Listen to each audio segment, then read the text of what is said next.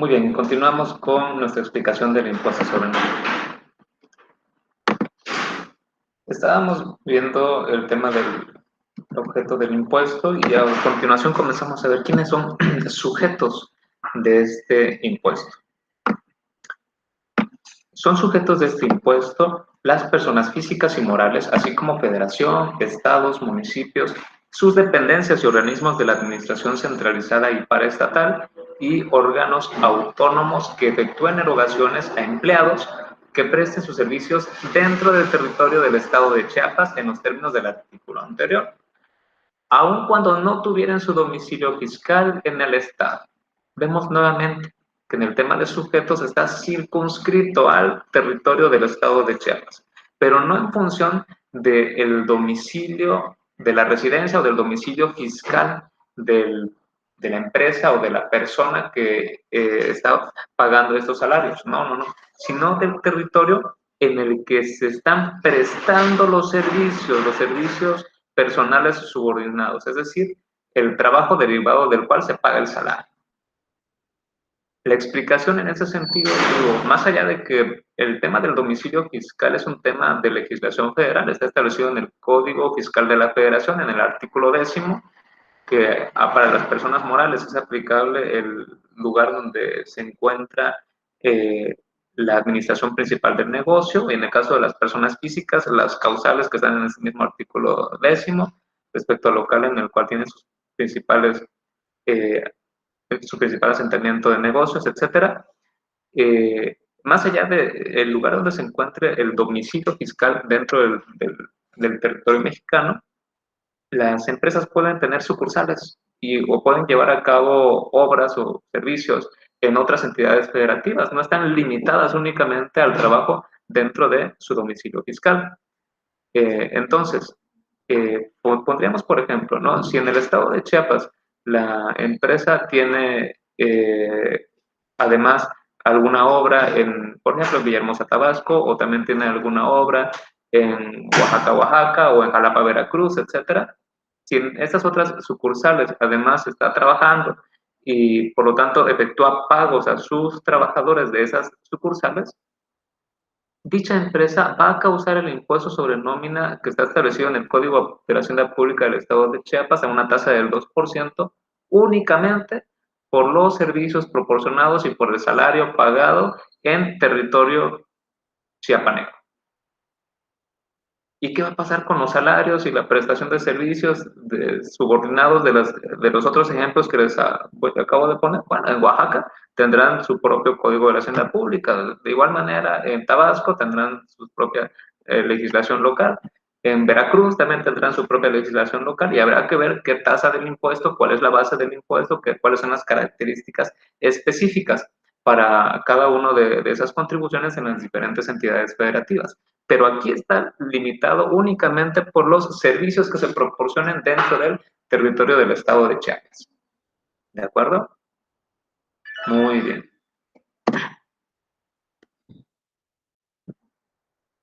Continuamos. ¿Cuáles son las bases y cuotas? El artículo 235 del mismo código nos establece que es base de este impuesto el monto de los pagos señalados en el artículo 229 de este código, que se efectúen como consecuencia de una relación de trabajo. ¿De acuerdo? Esa es la base, los salarios. Los contribuyentes del impuesto sobre nóminas determinarán y pagarán el impuesto aplicando la tasa del 2% sobre la base gravable señalada en este artículo. Entonces, como tal, no se ha movido la tasa sigue siendo del 2%. Sin embargo, vale la pena que mencionemos que a partir del año 2020 existe en Chiapas una contribución adicional que tiene, vaya, al momento de que se causa el impuesto sobre nómina, también se causa esta otra contribución adicional. Están ligadas, ¿de acuerdo?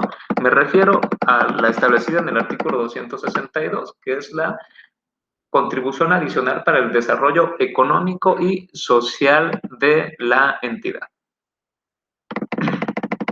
Vemos detalladamente en el artículo 262, es objeto de esta contribución la aportación en dinero para la coadyuvancia en el desarrollo económico y social en la entidad. Los ingresos obtenidos para la recaudación de esta contribución se destinarán para el cumplimiento de los ejes contemplados en el Plan Estatal de Desarrollo vigente en el estado de Chiapas.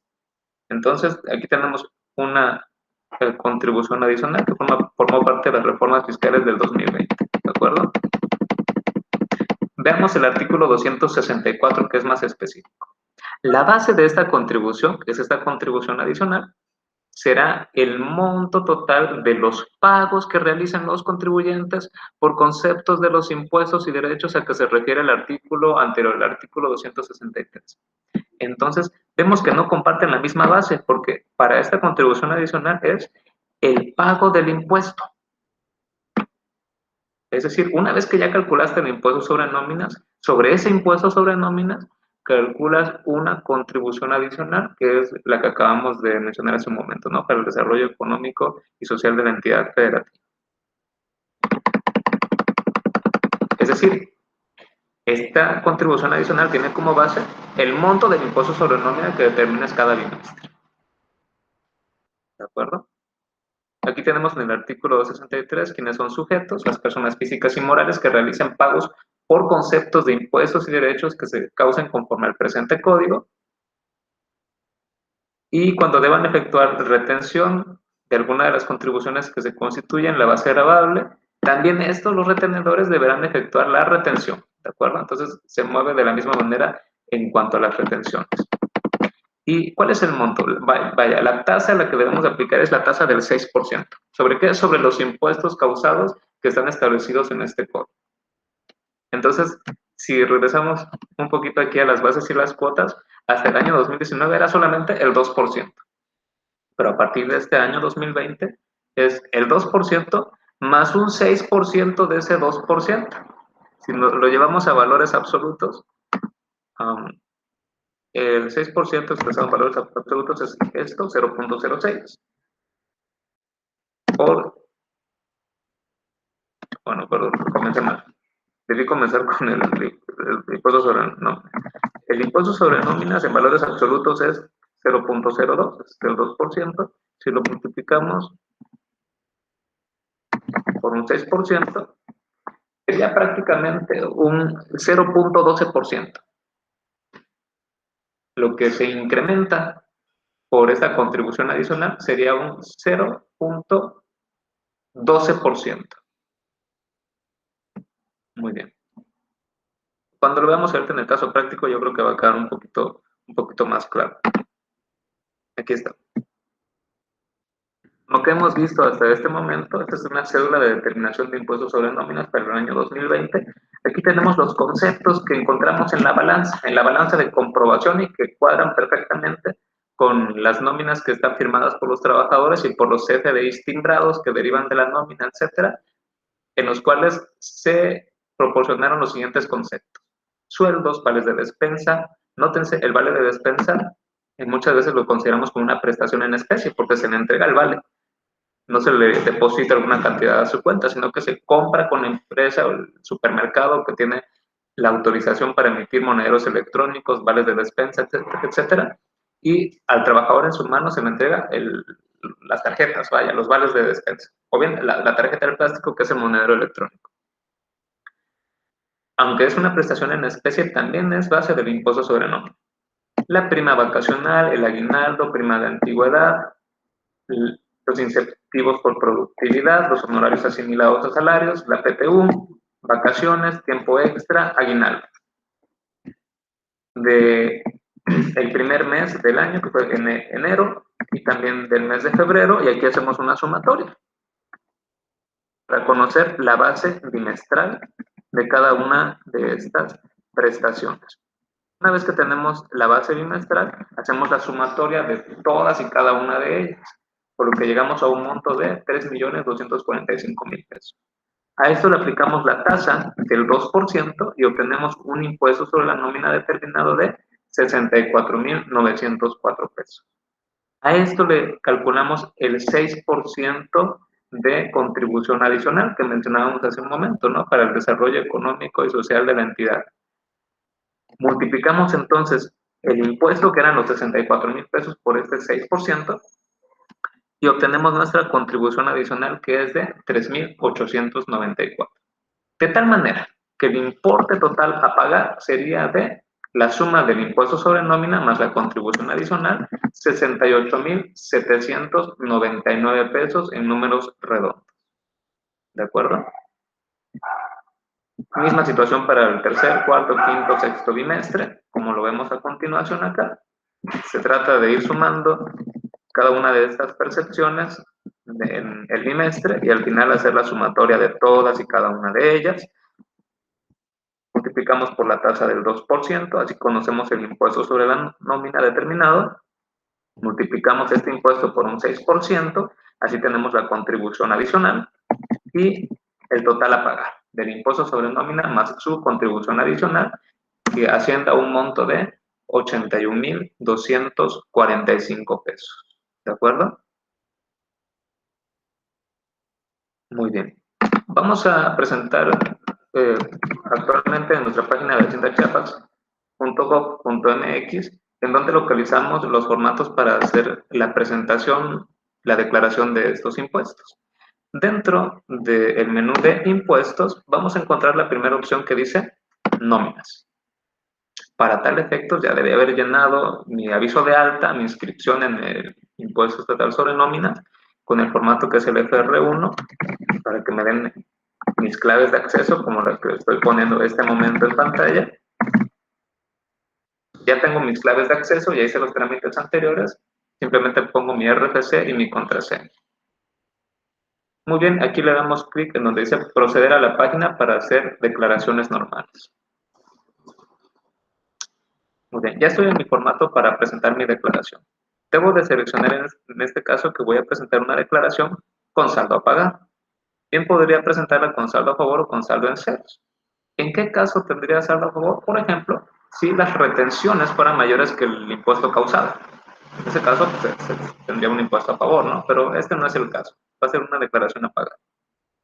Aquí seleccionamos nóminas, el ejercicio 2020, el periodo, que en este caso vamos a suponer que vamos a declarar el sexto bimestre del 2020, el tipo de declaración que va a ser normal, y aquí es en donde doy a conocer mi base. ¿Cuál es mi base de este impuesto del sexto bimestre? Esta es mi base, ¿de acuerdo? 3.832.310. En este ejemplo, obviamente son números para fines didácticos, únicamente para el uso de la escuela. Por lo tanto, el importe del impuesto son 76.646, como ya lo tenemos aquí determinado. Y la contribución adicional del 6% son 4.599 pesos. Aquí está, 4.599 pesos. Contribución adicional. Por lo que el saldo total a pagar sería de 81.245 pesos. En números redondos, aquí está. ¿De acuerdo? Una vez que ya hice el llenado, le damos, seleccionamos el número de empleados. Voy a suponer que en este caso tratamos de 200 empleados. Le damos clic aquí en el icono de la calculadora y ya me permite los botones de pago en línea o bien de pago en ventanilla bancaria. ¿De acuerdo? En los cuales simplemente habría que descargar los formatos, imprimirlos e ir a pagarlos al banco. Muy bien, me regreso a la presentación. El pago de este impuesto, que es el llenado del formato que vimos y asistir al banco a realizarlo, establecido en el artículo 236 del Código, establece: el pago de este impuesto se efectuará mediante declaración bimestral que tendrá el carácter de definitiva en el área de recaudación de ingresos correspondiente dentro de los primeros 15 días de los meses de enero, marzo, mayo, julio, septiembre y noviembre, respectivamente, para el bimestre anterior. Por lo que esta es la fecha más próxima a vencer en materia de pago de contribuciones. Normalmente las contribuciones vencen los días 17 o los días adicionales que se establezcan mediante resolución miscelánea fiscal, pero no, para el pago del impuesto sobre nómina es tajantemente el día 15, ¿de acuerdo? Del mes que corresponda respecto al bimestre anterior. Además, se presentará una declaración anual que tendrá el carácter de informativa del periodo del 1 de enero al 30 de abril de cada año. Para realizar los pagos referidos se utilizarán las formas autorizadas por la Secretaría, es decir, la que vimos hace un momento en la página de Hacienda Chiapas. Muy bien. Respecto a esta declaración anual informativa, voy a revisar, me parece que tengo el tema aquí un poco más adelante. Sí, aquí está el tema de la declaración anual. Bueno, me regreso entonces en donde estábamos por comenzar las retenciones, ¿verdad? Así es. Están obligados a efectuar la retención del impuesto las personas físicas o morales, la federación, el Estado, municipio, sus dependencias y organismos descentralizados, desconcentrados y órganos autónomos que otorguen contratos de obra privada, pública o de prestación de servicios con personas físicas o morales. Entonces, aquí el punto medular de la retención es cuando estas personas otorguen contratos de obra privada, pública o prestación de servicios. En un estricto sentido, vaya, toda la actividad de la construcción, ya sea de obra pública o privada, es a través de contratistas, deben de llevar retenciones. Pero además, prestaciones de servicios, como cuáles, como los honorarios que cobramos nosotros, lo que cobran los abogados, los servicios, inclusive los servicios de vigilancia, etcétera, todos aquellos servicios deberían ser sujetos de esta retención. Continuamos. Artículo 234. El retenedor efectuará la retención del impuesto en el momento en el que se lleve a cabo los pagos de las estimaciones de ejecución o avance de obras o prestación de servicios a los sujetos del impuesto. Esto es al flujo de efectivo conforme se cobran estas estimaciones o avances de obra. Y lo enterará mediante declaración conjuntamente con los pagos provisionales que correspondan al periodo en que se efectúe la retención. Muy bien, entonces estas retenciones también son bimestrales. Aquí la característica es que el retenedor, cuando pague estas estimaciones de ejecución o avance de obra, en la factura le va a solicitar al contratista, en la factura quiero ver el monto de la retención del 2% de impuesto sobre nómina y también del 6% adicional de la contribución adicional para el desarrollo económico social de la entidad, que veíamos hace un momento, ¿no? ¿Por qué? Porque el contratista, al ver disminuida el monto de su factura que va a cobrar, está adquiriendo el derecho a acreditar, como lo vemos en el siguiente párrafo. El impuesto retenido en los términos de este artículo será acreditable contra el impuesto que resulte a pagar en la determinación de los pagos bimestrales. Para el contratista que en su factura tiene que disminuir el monto a cobrar por estas retenciones, no son montos perdidos, sino que los va a recuperar cuando pague el impuesto sobre nómina de todos los salarios que le está pagando de la obra, de la construcción, va a acreditar dicha retención, por lo que en ese momento lo va a recuperar, ¿de acuerdo? Sin embargo, la empresa, ya sea la dependencia de gobierno, el municipio, etcétera, que está entregando obra pública, esa retención no le corresponde, sino que la retiene y la paga. Tiene que pagarla, dicha retención, a las oficinas de Hacienda del Estado en los formatos que veíamos hace un momento. Muy bien. Entonces, aquí tenemos la situación de dos personas, ¿no? El quien otorga la obra pública o privada, en el caso de empresas que construyen, las empresas que a través de un contratista construyen, esas empresas deben de retenerle al contratista. O también las dependencias de gobierno, como lo veíamos, ¿no? Entonces, esa retención simplemente la retienen y la pagan. Y el contratista que ve disminuido el ingreso cobrado, entonces en ese momento absorbe el costo de la retención, pero cuando paga el impuesto sobre nómina de sus trabajadores, entonces ese impuesto sobre nómina podrá acreditar la retención. Ahora, es importante mencionar que el monto del 2% sobre la retención no es sobre el monto total de la estimación o ejecución del avance de obra. No, no, no. Lo veíamos hace un momento cuando veíamos de la base del impuesto, sino que será sobre la mano de obra. Aquí lo vemos enlistado en el punto tercero, sobre el monto que corresponde a mano de obra. ¿Por qué? Porque en construcción tenemos en esas estimaciones o avances que se cobran una parte que es materia prima directa, materiales directos, gastos indirectos, como pueden ser eh, la misma utilidad que tiene el contratista, como pueden ser la renta de la maquinaria, aquellos otros elementos que no van directamente a la obra, a la construcción, pero que son necesarios, el combustible del equipo de transporte para el traslado, etcétera, esos que son gastos indirectos. Y además de mano de obra de materiales directos, gastos indirectos, la mano de obra. sobre el monto de estimación presupuestada para mano de obra en cada uno de estos avances es que se calcula el monto del 2%. Muy bien. Vamos a ver ahora las excepciones, conforme al artículo 238. ¿Quiénes están exentos del pago de este impuesto? Primero, los ejidos y las comunidades, las uniones de ejidos, las empresas sociales constituidas por avecindados o más bien hijos de ejidatarios con derecho a salvo, las asociaciones rurales, así como las unidades agrícolas industriales de la mujer campesina. Son estos sectores a los que se pretende apoyar a través de que no paguen dicho impuesto sobre nómina. Pero en la fracción sexta también tenemos a las personas morales con fines no lucrativos. No todas, sino únicamente las que están aquí enlistadas. Si recordamos en la ley del impuesto sobre la renta, identificamos quiénes son personas morales con fines no lucrativos, ¿cierto? En el artículo 79, me parece que está dentro del título tercero de la ley del impuesto sobre la renta. Sin embargo, de esas que son fines no lucrativos, vamos a ubicar a estas que están aquí enlistadas, son las que no van a pagar impuestos sobre nómina. Los sindicatos, las asociaciones patronales, las cámaras de comercio, etcétera, los colegios de profesionales, ahí está su colegio de contadores, ya saben, aquí está el recordatorio siempre, vayan a afiliarse.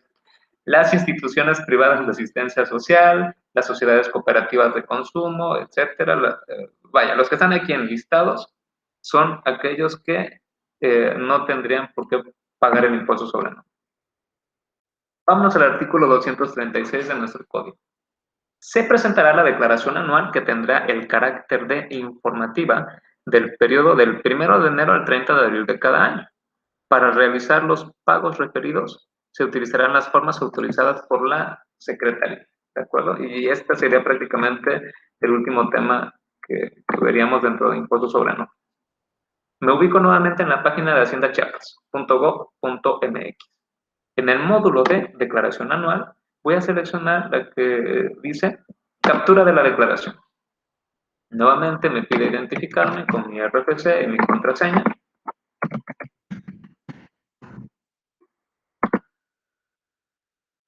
Una vez que nos hemos identificado, me solicita cuál es el periodo. En este caso sería del último año 2019. Todavía no está habilitado 2020, sino hasta que concluya el año es que me permitirá declarar. ¿Cuál es este tipo de declaración? Normal. Vamos a seleccionar normal. De las bases del impuesto, el que me aplica a mí es el impuesto sobre nóminas. Vamos a poner un número, o sea, vamos a poner 1,000 pesos. Digo, finalmente, solamente para fines didácticos. Ya que puse la base del impuesto, me pregunta cuál es el impuesto del ejercicio. El 2% deberían ser 20 pesos. Muy bien, ya que tengo el impuesto del ejercicio, me pregunta cuáles fueron los provisionales. Aunque curiosamente la ley establece que este impuesto es de carácter definitivo, lo leíamos hace un momento en las definiciones. Para fines informativos aquí le ponen la característica de provisionales. Digo, bueno, la verdad es que es lo de menos, ¿no? Ponemos aquí los montos que pagamos durante el ejercicio y por lo tanto diferencia cero. Ese es el objetivo de esta declaración anual, la cual es informativa. No es que haya cantidades a pagar, sino que todos los pagos que se hicieron en los bimestres se informen a través de esta declaración anual, ¿de acuerdo? Vamos aquí con el botón de siguiente y aquí sí me va a pedir que integre de cada uno de los 6 bimestres del ejercicio cuáles fueron las bases de salarios y de cada uno de los 6 bimestres del ejercicio cuáles fueron los pagos que fui efectuando. Si hubieron retenciones, de igual manera aquí poner los montos de las retenciones que fui acreditando para finalmente realizar el envío y obtención del acuse de recibo de esta declaración anual informativa. ¿Qué les parece? Pues bien, muchachos, esto sería todo en esta ocasión. Nos vemos en el siguiente video.